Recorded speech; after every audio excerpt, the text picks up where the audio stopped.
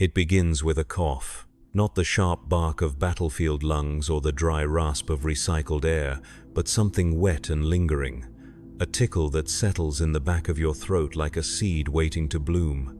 You think nothing of it at first. In the hive cities, everyone coughs. The air is thick with industrial particulates. The water tastes of rust and chemical treatments, and the bodies pressed against you in transit corridors carry 1,000 different ailments. A cough is nothing. Less than nothing, but this one stays. I was a Medicae orderly in the underhive of Tertius Magna when it started, level 700, deep enough that the recycled air carried the taste of metal and desperation, but not so deep that hope had completely died.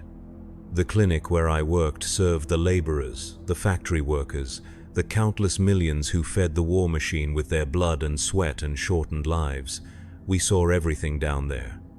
Rad sickness, chemical burns, mutations that couldn't be spoken of but had to be treated in shadow. I thought I understood suffering. I was wrong. The first patient arrived on a Tuesday. I remember because Tuesdays were traditionally slow, a brief respite between the weekend accidents and the midweek industrial incidents. She was young, maybe 20 standard years, with the pale complexion of someone who worked the night shifts in the protein processing plants. The cough had brought her in, she said. It had been getting worse for weeks. When she opened her mouth to show me, I saw the first signs. Her gums had taken on a greenish tint, barely noticeable unless you knew what to look for. The saliva that gathered at the corners of her mouth was slightly thicker than it should have been, with an oily consistency that caught the light wrong. Her breath carried a sweetness that made my stomach turn, like flowers left too long in standing water.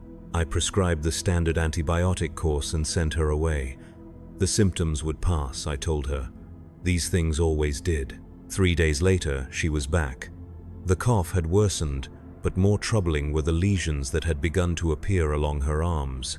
Small at first, no bigger than coin slots, but with edges that seemed to pulse with their own rhythm.